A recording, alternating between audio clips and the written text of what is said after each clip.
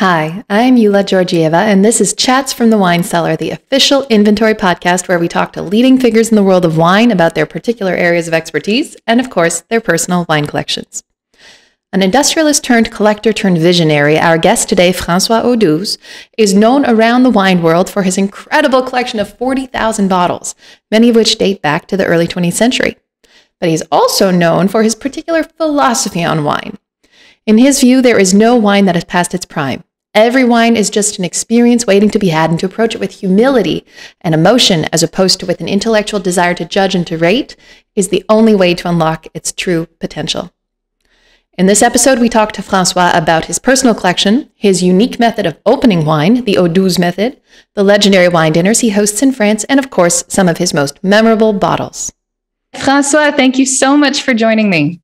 Yes, thank you very much. And welcome to the InVintory podcast. You are officially our first guest. Yes, good. So I thought we would just get started by getting to know who you are and what your connection to wine is. So why don't you tell me a little bit about how you got into wine and what really sparked this passion for you? So, I had the opportunity when I was 27 to buy a house. So I was working in the industry and I could buy a house. And in this house, there was a cellar. So as the cellar was empty, normally everybody would like to fill it. Mm-hmm. And I did not know anything on wine. What I did, I went to a group of wine shop, which is Nicolas, which is a famous group in France. So I went to the shop near my house, and I saw the bottles there. I did not know anything. So what I did, I wanted to try wines and to see how my taste would be. So I bought, for example, we received some friends. I need, for example, for the dinner, 3 bottles. I buy 6.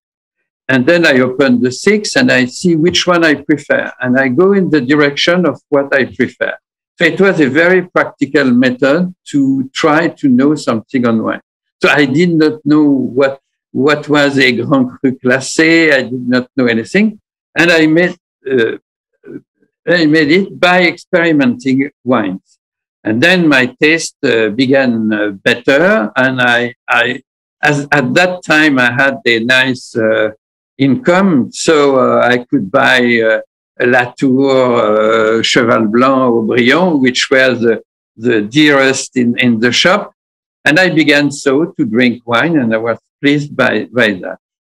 And as I was a big customer for Nicolas, they had a catalog every year at Christmas catalog with very old wines. So you could buy Gruau-Larose 28, you could buy Cheval Blanc 21, you could buy Lafite 1915. So I began to buy some of them, and I was surprised how good they were. And so, but the real shock, the real point which made me love old wine was I went to a shop, a grocery, where on Friday afternoon, they opened the wines for amateur. A friend told me, you should come. It was blind tasting, and I nearly fell from my chair when I drank a wine which was incredible. I really nearly fainted, and it was Clémence 23. And Clémence 23 was so great that I realized that all what I had drunk has nothing to do compared with such complicated tastes. And then I began to go in the world of old wines. And I was helped because a friend of the grocery was an expert in wine. We became friends, and he accompanied me in auction to let me not make mistakes. And for the 4 first years, I bought in auction, helped by the expert. The story, that's wonderful. I'm afraid to ask, but I have to, about what years were this when you were getting started? Pardon me? In what year were you getting started? So it was in 70, I began the cellar. And the shock for old wine was, let's say, 74, 75. And since 75, I bought nearly only old wines. So I have to ask, how much were you paying for Latour at that time? I don't remember, but compared to today, it was nothing. But compared to the usage at that time, it was expensive, of course. But I wanted to explore everything. As I did not know really the wines, I wanted to explore everything. So I bought, in auction, you have at one moment in the auction, you have lots with different wines, cheap lots with many different wines that nobody knows. And I bought some of them just for the pleasure to taste and to try where, for example, if you take the sweet wines, everybody thinks of Yquem, of course, Yquem and the Sauternes. But there are so many appellations in which you have fantastic wines.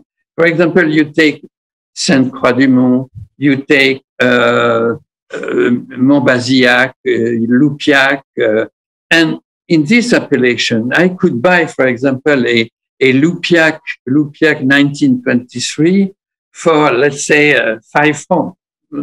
You see, so it is not even one euro. So I began like that to explore many directions of wine. Of course, I looked for the trophy wines to try to have them, but I wanted to explore everything. And were you mostly buying European wines, or did you branch out into the New World? No, as I wanted to have old wine, the real treasure for old wine is France. For sweet wines, I could explore because the danger is little with sweet wines. So I could explore the Spanish island, the Portuguese island, Sicilia, Hungary, and the wines of the Massandra collection. So I could go there. So in many different directions. And for example, in Canada, I bought ice wine. Ice wine. But for red and white, it is clearly in France that you have the best treasures. And what I say often, if you show me a wine of 1903 of France, I know what it is. If you give me a 1903 of Italy, I have no real connection to say it is good or not. In any year in France, I know what happens. So you're much more familiar also with France. Yes, much more. Yeah. And the treasures are there. So tell me a little bit about your collection today. Yeah. So after I will tell you some figures which are interesting, which I did not know, but for our meeting I calculated. So I have 4 cellars. All together, it makes around 40,000 bottles. But the main cellar has probably a little less than 30,000. And if I look at my collection, I have 20% champagne, 10% white only, 60% red, and 10% sweet wine. I did not imagine that I had 60% in red, but it is because it was so easy to buy Bordeaux, for example, because Bordeaux, you have a classification, so it's easy to see. For Burgundy, for example, it is much more complicated, but I discovered Burgundy. But so it is champagne 20, white 10, red 60, and licorice 10. And if you look at regions, Champagne is 22% of my cellar, which is rather big. Bordeaux is 35%. Burgundy is 23%, and other regions, so it is not neglectable, 20%. Okay, wow. So it is diversified, the main being Bordeaux, but Champagne increases a lot in my cellar because I discovered old Champagne, and old Champagne are fantastic. And for the same price, you cannot find any wine which can compete with an old Champagne. For example, if you think of a 64 Mouette, 64 Dom Pérignon, 61 Salon, or something like that, you will never find any other wine as great for the same price. I mean, in France, of course. Mm-hmm.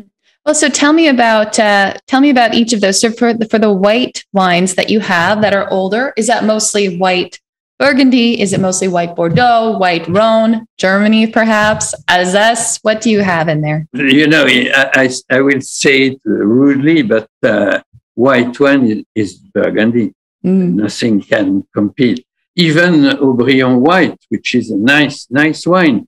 But there is such a variety of white Burgundy that. But I like also the Rhone white, because Châteauneuf Hermitage white, they are very splendid, very, very splendid. But the main region for white is Burgundy. It's sure. So tell me also, let's talk a bit more about Champagne, because old Champagne is something that I think is very interesting, and a lot of collectors may not think of how long you can actually age it. But tell me a little bit about what happens to Champagne as it gets older, and yes, which ones you quite so like. there is something which is very important. When you drink an old Champagne, you do not drink a young Champagne. And I say very often, if you want to drink a Champagne of if you drink a Champagne of, let's say, 64 or 66, if you want that this Champagne has the taste of a 96, I suggest you buy a 96 because you are in another world.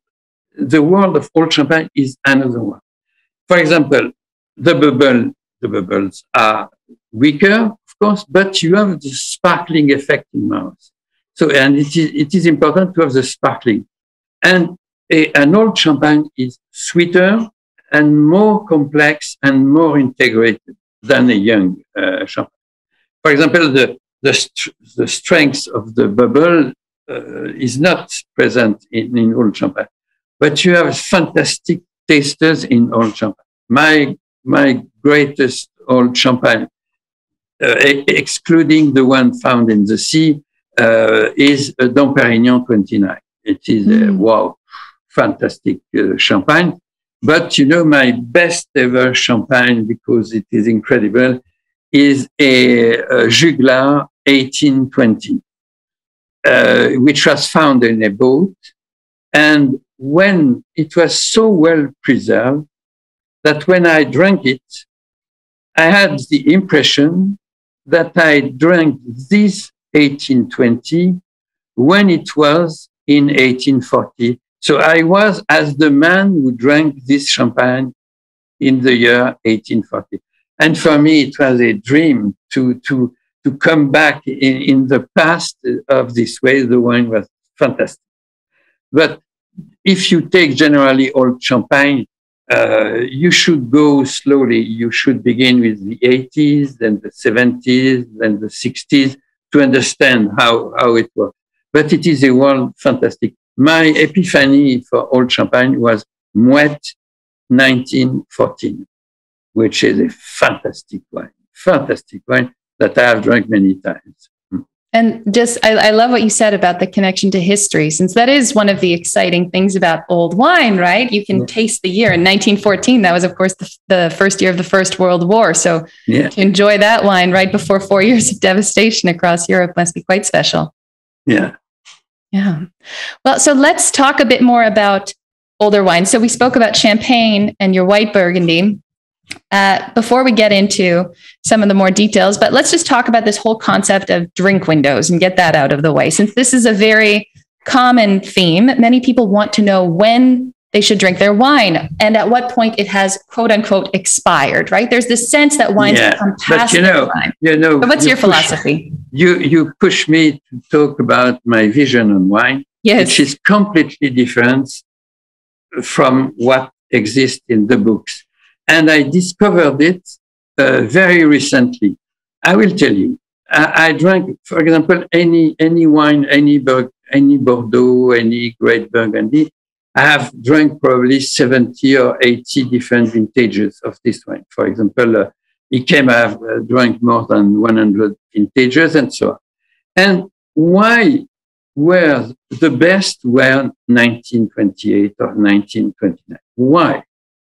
So I had to invent a theory saying, all the people at that time, they worked well. They have the oral tradition.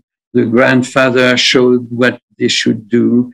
And as they worked very well, they believed in the grandfather and the father, and they made miracles to make this one. And it was very romantic to think that the old ones were better than the technician of today.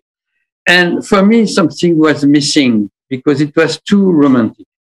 And one day I had the discovery, and the discovery is it is that,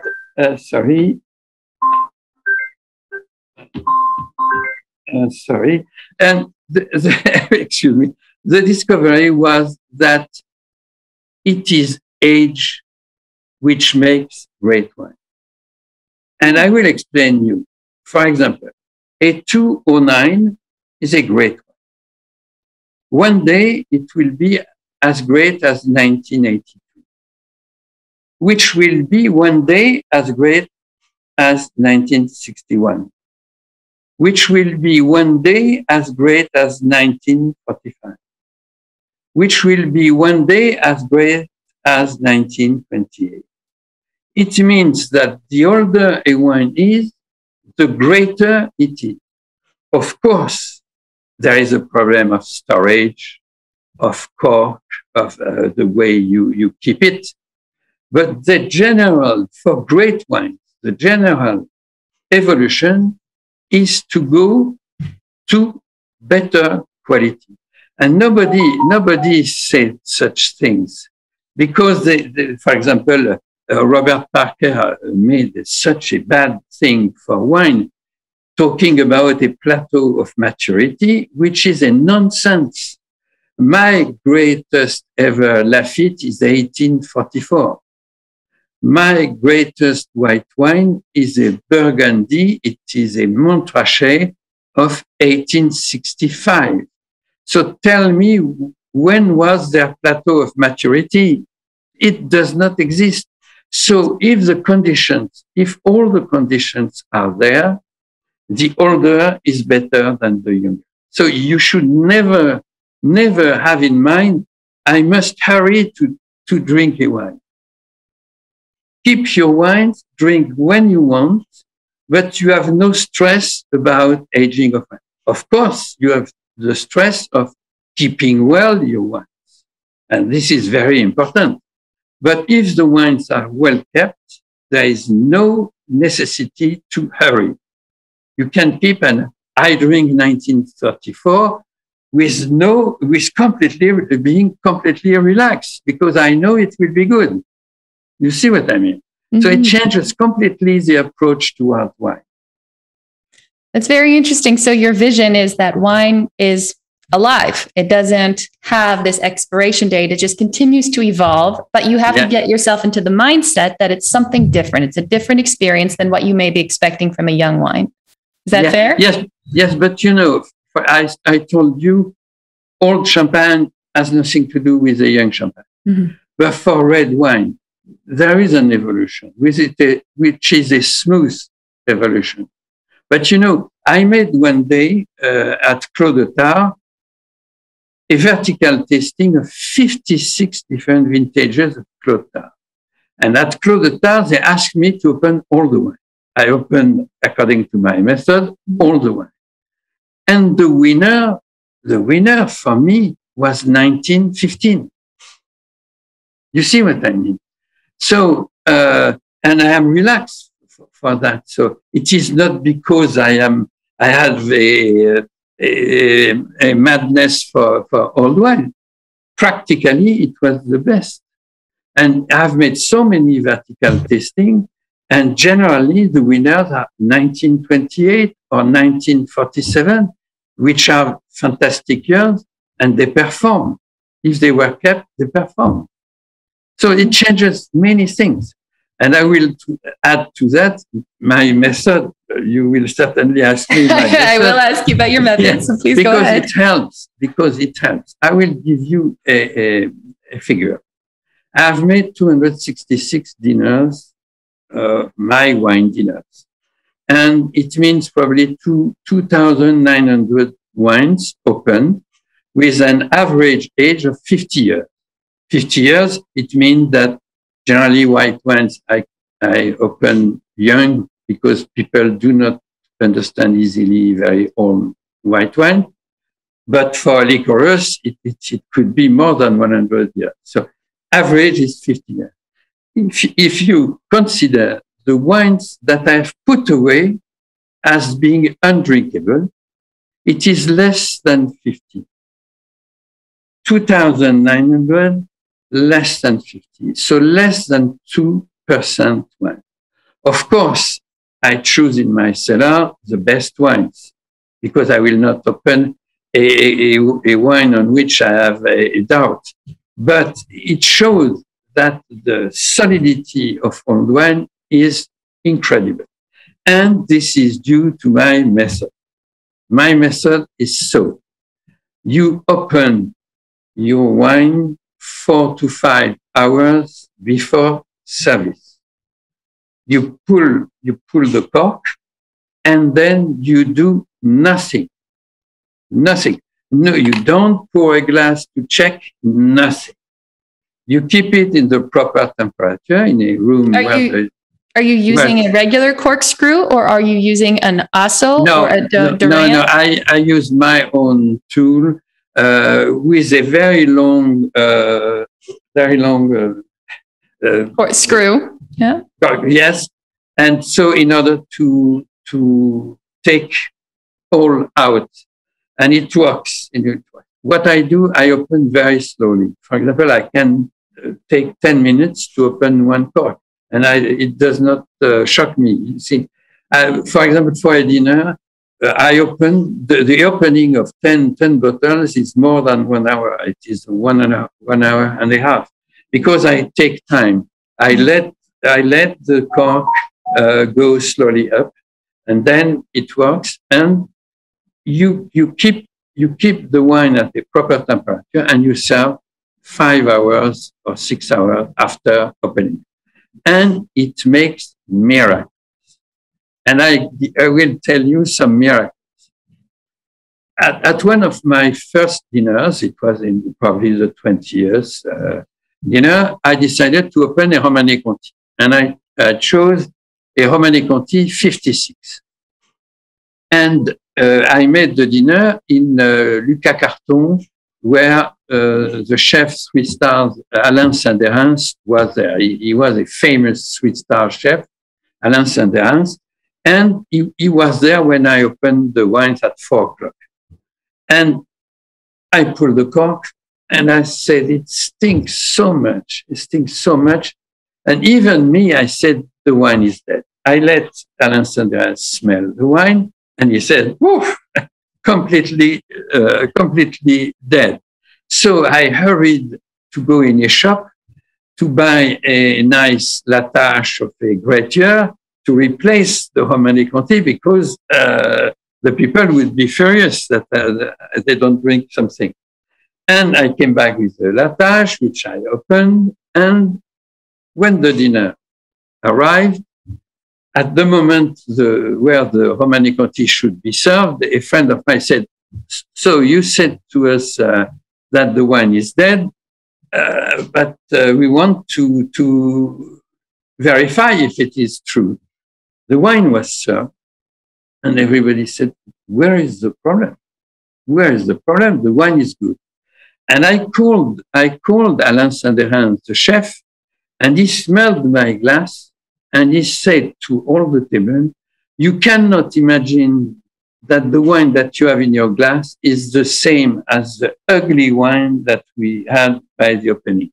So it was a miracle. And I have many miracles, and I'll tell you another one. One day I made a dinner in Hotel Meurice, and Yannick Aleno was the chef at that time. And I opened at 4 o'clock the wine, and there was a sommelier.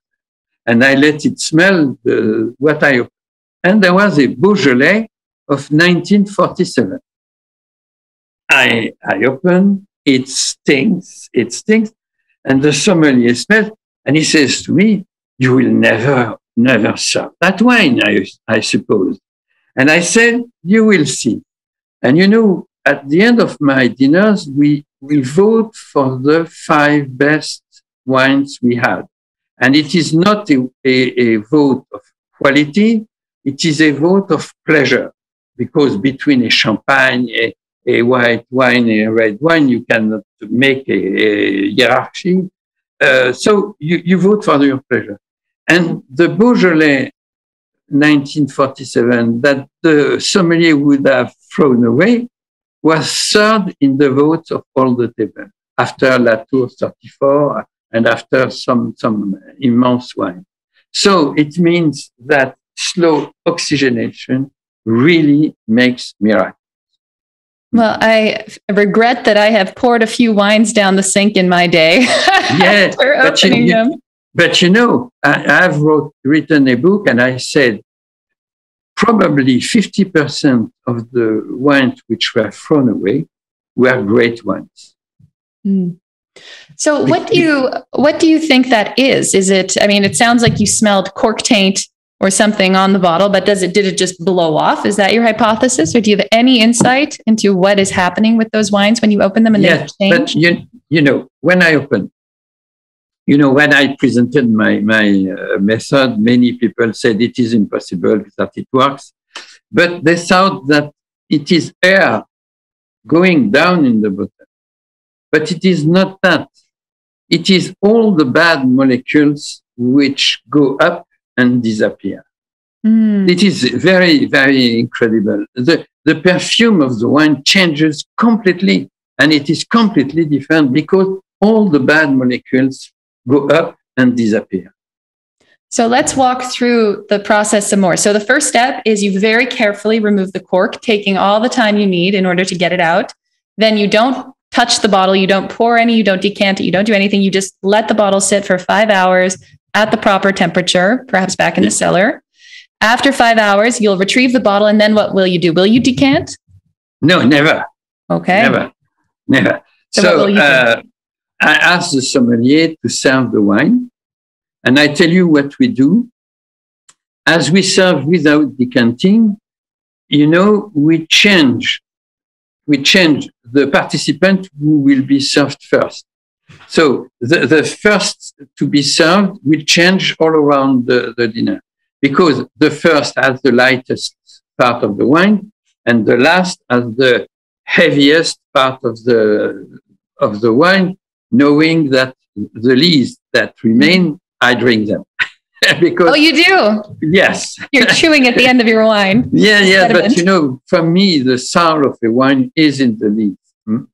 And so the service is made, turning around. So, for example, no woman served first, because they would have always the beginning of the bottle. The sommelier served in turning, and it turns beginning, for example, 3 seats later, 3 seats later, 3 seats later. And it works, and people are satisfied because they have different parts, but I have preserved the authenticity of the wine, and I did not make moves which would alter the taste of the wine. Okay. So even for young wines, do you ever decant those? Like, let's say you were to open a 2015. No, for example, for wines of less than 20 years, you do what you want. You shake it. You put it in any place. It will not change many things. But for old wine, you should use the slow oxygen method, which is named Audouze method. The Audouze method. That's wonderful. Yes, make sure that's trademarked. Yeah, on the forum of Robert Parker, when I explained my method, after many critics, then people used it and it worked. And one member said, "Oh, this weekend I have Audouze my wines," and so Audouze the wine was there. And then in France, a very important journalist made a dictionary for wine, and he said to Audouze a wine, it is to open like François. You know, I think you've made it in life if you've become a verb. Yeah, so exactly. Congratulations. Exactly. Well, I encourage all of our listeners and viewers to try the Audouze method next time they're opening an older wine. But what would you consider an old wine? At what age would you say people should start trying to use this method? You know, for me, what is an old wine? My vision is probably very different from for other people, because I consider that, for example, a 75 is a young wine. So forget my vision. No, an old wine is when the fruit is not in front. So the complexity comes, but the fruit is not in front. So I would say for champagne and white, it is after 20 years or 30 years, old wine. For red, it is after 40 to 50 years. And for liquorous, it is after 50, 60 years. But you know, the one who has never drank a sweet wine of 80 years cannot know what is a sweet wine, because you enter any world which has no relation to young wine. So if you drink Yquem 88, for example, it is a very nice Yquem. But if you drink Yquem 1893, you are in another world, completely another world. And you are bluffed by the complexity of the wine. My greatest Yquem ever is 1861, which was so incredible. And I had an enormous chance. It has the original cork, which is incredible to have a 1861 with original cork. It should never happen. And the cork was like a spaghetti, you know? Yeah. But the top of the cork was played the role of a cork. And it was incredible. Generally speaking, I prefer original cork to recorked bottles. If you want that we talk about recorked bottles, I am against recorking. And for example, the people who want that the Domaine recorks their wine, no. If a wine has a lower level, drink it. Don't send it because you will never know what you will have back. So if the allowage has gotten too low, you say just drink it. Don't try to take it back to the chateau. Don't get a recorking. Yeah. Is that in part because it disturbs the wine to even pull the cork? No, but you have not the same feeling. You could. I dream of someone who would make an experience. For example, he buys 12 bottles of a wine. 10 years later, he opens just the corks and he puts back the corks. But tuck. And 20 years later, he will see the difference between the two. Even a small cork out and on will change the taste of the wine. So I hesitate to ask, but what do you think about systems like Coravin or the Argonne systems that preserve wines for a long time? So for me, this system is good in a restaurant. If you want to try a very rare wine, you have only a glass. So this makes sense. At home, for me, for example, it has absolutely no sense. Because what is important, when I open, let's say, a wine of 1921, I open. What is important is the discovery of the wine. If I keep it for another time, I knew already what happened. So there is no more discovery. So there is, for me, no interest for my home, my way. But for example, someone who is alone to drink at home, if he does that, I agree. Let him do it because he will keep one wine for several days. But for me and for my dinners, there is no real necessity for that. So what are do you have any other advice or tips on, or important things with respect to preserving old wines, right? You talked a lot about storage. I'm assuming all of your bottles are in a cellar, temperature controlled, humidity controlled. Yes. Yeah. Anything else that's important for old wines? So I will give you my idea about drinking wine, which I think is very important. I will tell you what I say in my dinners, because it shows how it works. I say to the people, we are going to make a gastronomic dinner. We are not going to make a tasting, which means that we judge the wine. We are going to have a gastronomic dinner. So it means that a wine is a part of a couple, which is food and wine. So enjoy food and wine. So I say, eat slowly, drink slowly. Because if you swallow your glass without having eaten, you will miss something. So it is important to manage the rate, drinking and eating. Then I say, be humble. Be humble. Do not judge a wine. Try to understand it.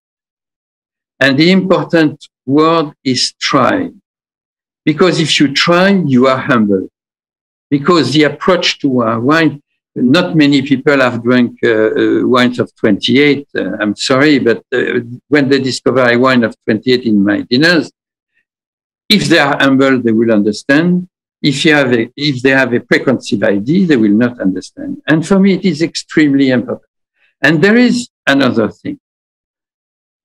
Towards people who give notes. In a school, the master gives the note and the pupil listens to the master.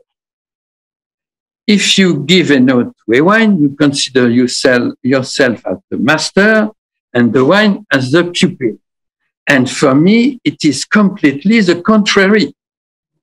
I am the pupil and the wine is the master. And I try to understand what says the master. And this approach helps me to love wine, to understand wine, and to enjoy wine. So I'm completely again, of course, people play this role to give notes or so, but philosophically, to drink wine should be you listen to the message of the wine. Listen to the message of the wine. And if you listen to the message, you will understand it. For example, if you drink a Lafite 1844, you have no preconceived idea. You have to listen. Because if you judge, you will pass away. You will not enjoy the wine. And it is so important for me that it is philosophical. And people appreciate, my vision. And I have so many people who follow me on Instagram because I never criticize. I say, of course, it was weak, but there is always a message in a wine. So it is very important. And people in my dinners, they completely agree with this approach. I think that's such a wonderful approach. I mean, we always talk about it, InVintory, that wine is an experience. And here you are, a living representation of that idea. So let's talk a little bit about your dinners, since our collectors may not all know what it is that you do. So why don't you tell us a little bit about your dinners and what it is that you offer? So the principle of my dinners is around 10 people and around 10 wines. And a number of dishes, which could be 6, 7 dishes to cook with them.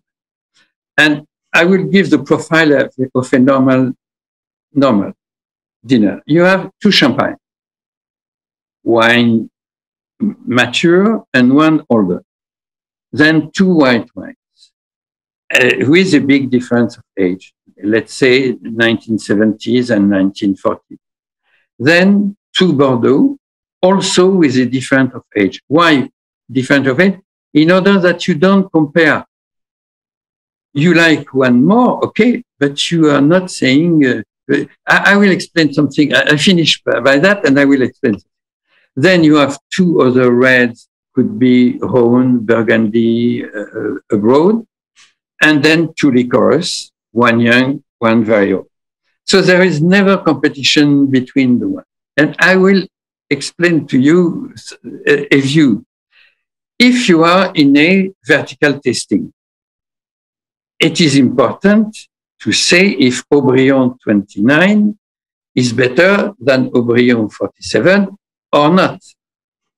But it is an intellectual approach.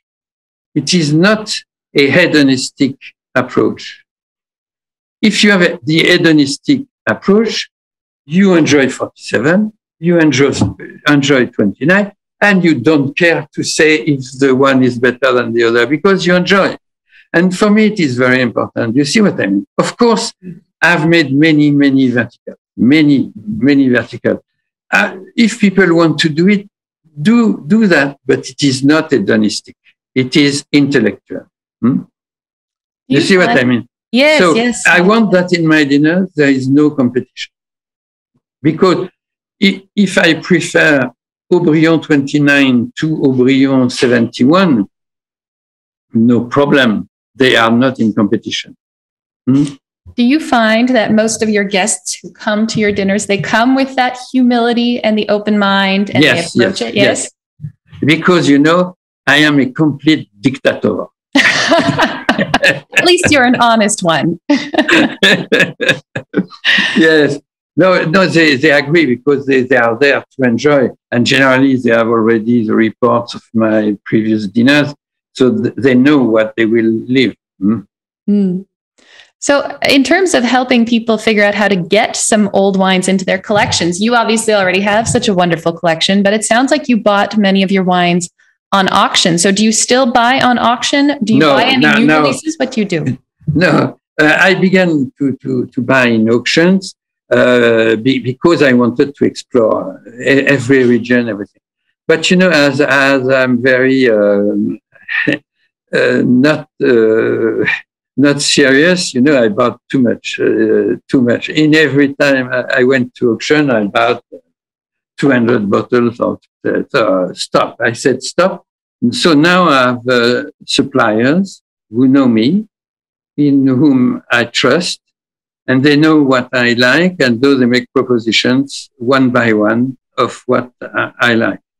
And so it allows, I pay a more expensive price because there is a salesman, but it helps me to quiet my buys. And do you buy ever direct from the chateau or the domain? No, in Bordeaux you cannot. In Burgundy you buy when you have allocations. I have some allocations, not too many, but I have some allocation. My biggest being Romanée-Conti, of course, and I buy generally from merchants or from salespeople. They know me, and they know that I will open the wine, so their interest is to give me good wines. So that's a good tip. It's good to find somebody you trust. Yeah.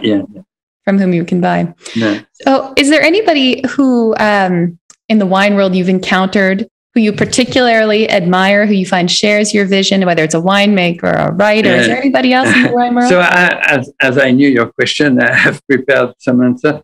The first person whom I find extraordinary is Aubert de Villaine, the owner of Romanée-Conti, and we became friends. So, he's someone not easy to approach because he's so demanded that he's not easy to approach. But we became friends. And I will give you an anecdote just for the pleasure. In one dinner, I opened a Richebourg 39 Romanée-Conti. The perfume was so fantastic. I said, this is impossible because 39 is not such a great year. So I phoned Aubert de Villaine. And I told him, Aubert, this 39 is so fantastic. How is it possible? And Aubert told me, could you look at the label of your wine? And if you can read Vieille Vigne Française non reconstituée, it is a prephyloxeric parcel of Richebourg. And he said to me, if you have that, you have a fortune. And I look at the label and I read Vieille Vigne Française non reconstituée, and I tell him, for the fortune, I'm sorry, but I have opened the bottle.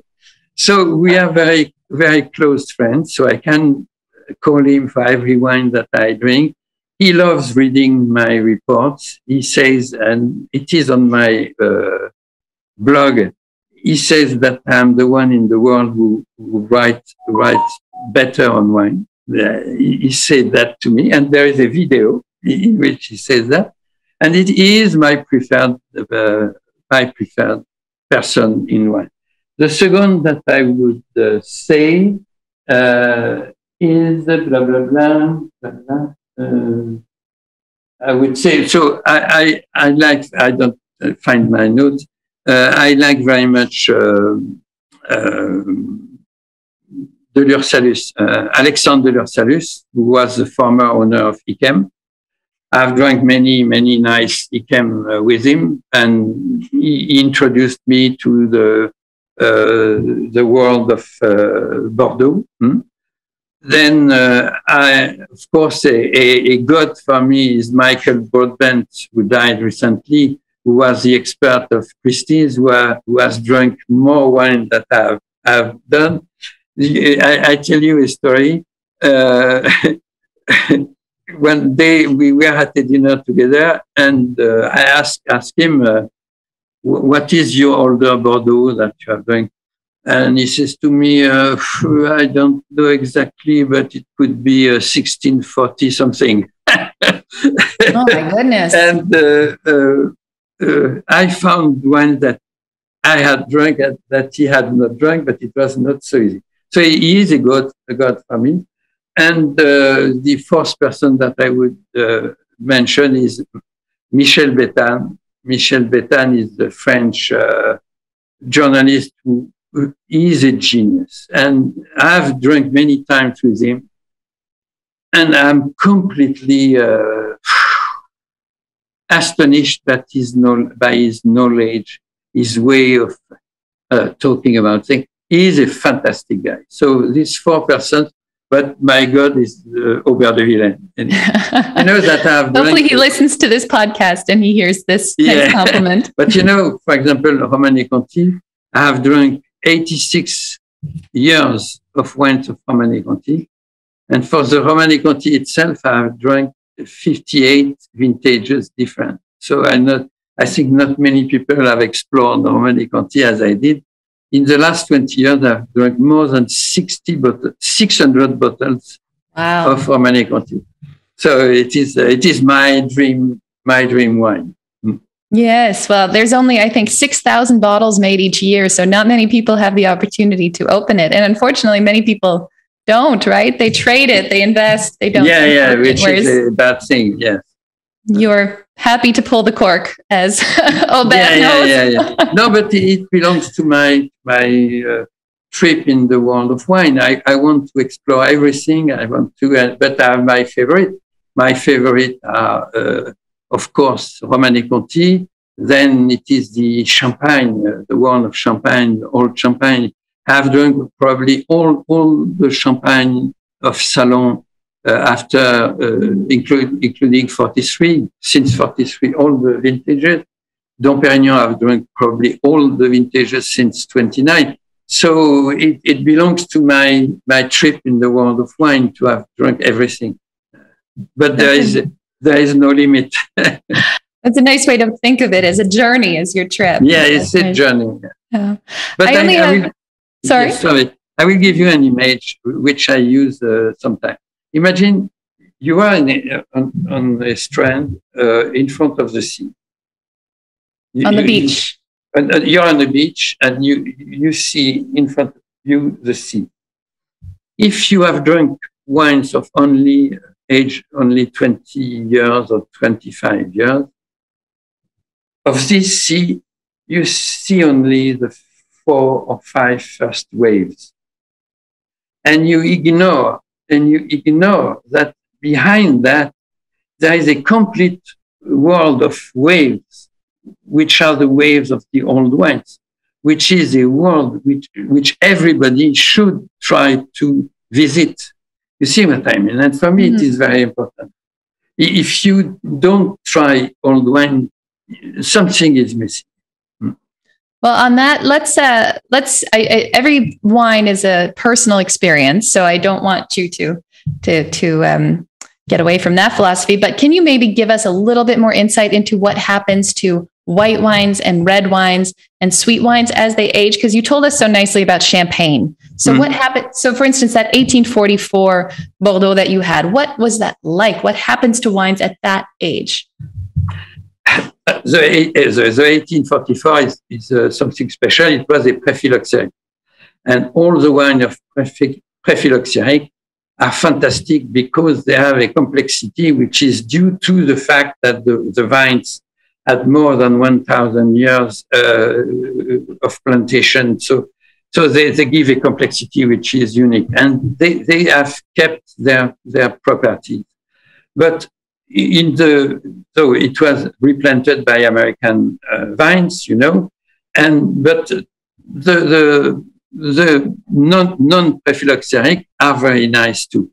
In red wines, there is a continuity, but an old wine is more constructed, more balanced. Sometimes I say a young wine is a flint. You see what I mean? A stone with angles. And old wine is a pebble. You see what I mean? It's rounded, softened. So all is integrated, and it is fantastic. So for red wine, easy. If I open for you a 28 Burgundy, you will understand immediately. For white wine, it's more complicated because so many people say, "Oh, it is Madeira." When I listen to Madeira, I should take my gun because they don't understand that there is an evolution, and this evolution makes a different wine. So the wine, you can't say I don't like old white wine. I accept that because you have the freshness in white wine, which is lost in an old wine. But old wines, when I drank the Montrachet 1865, I had my glass, and it is as if the world did not exist around me. I was alone with the glass, alone with my sensations, and it was in a room, nobody existed. I was alone, and it was incredible because I had a perfect wine. A perfect wine is when you cannot imagine that it could be better, that it has attained a status of total perfection.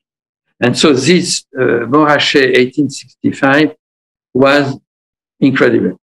I had the same sensation with Hermitage La Chapelle 61, which is considered as the greatest wine in the world.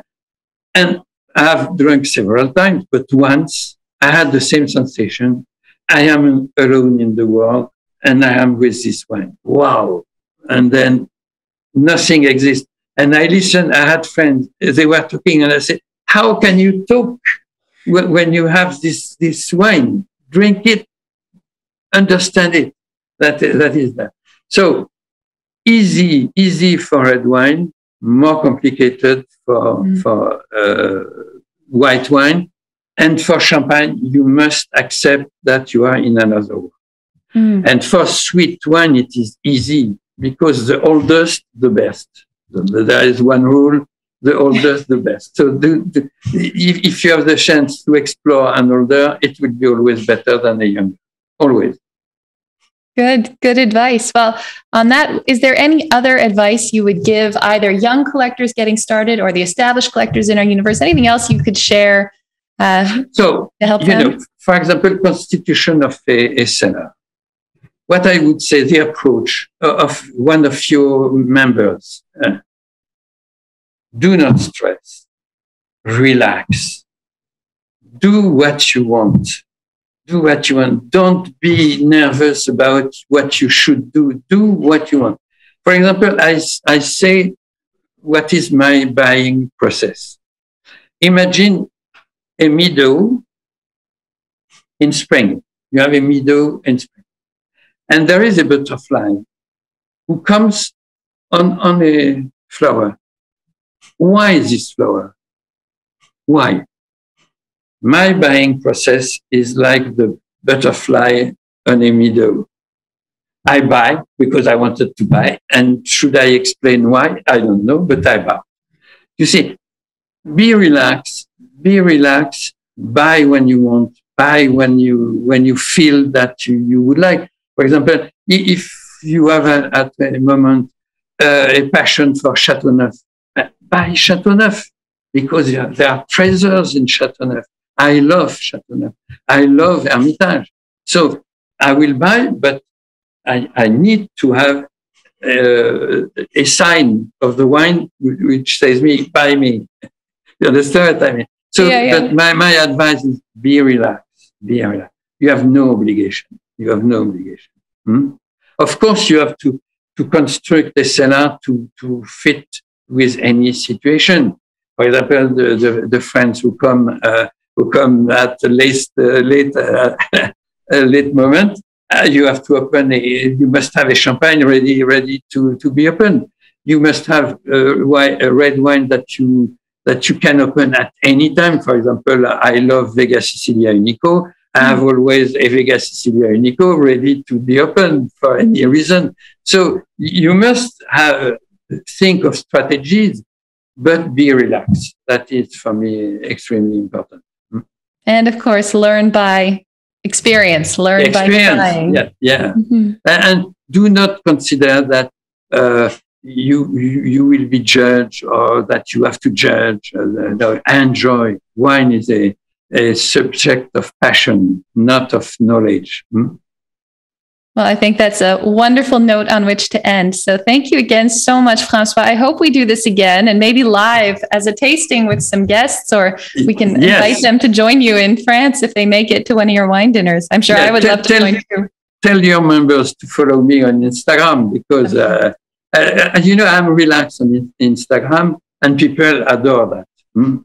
40,000 followers. Not bad. Well, for that, can you tell us what your Instagram handle is and your website so people can find you? You have arrobas at François without the C being with something. François Audouze in one word. Okay, we'll post that as well in the write up so people can see it written. And then your website? My website is winedinners.com. Wine, the small slash, and dinners with 2 N, dinners.com. And I have a blog, heavy blog, with 38,000 pictures, with 17,000 wines described, which is academiedesinsanciens.org. In one word, academie-des-vins-anciens.org. But if you put my name on Google, François Audouze, you find all that on Google. And on Wikipedia, you have also all the links. Well, we'll make sure to put the links in the bottom of the YouTube video and in the podcast. So it was a pleasure to talk with you. So lovely, Francois, as always. Thank you for all of this information. I'm very inspired to go put my wines away and not touch them for 50 years. Yes, and we will share it at that time. Excellent. All right. Thank you so much. Bye. Bye.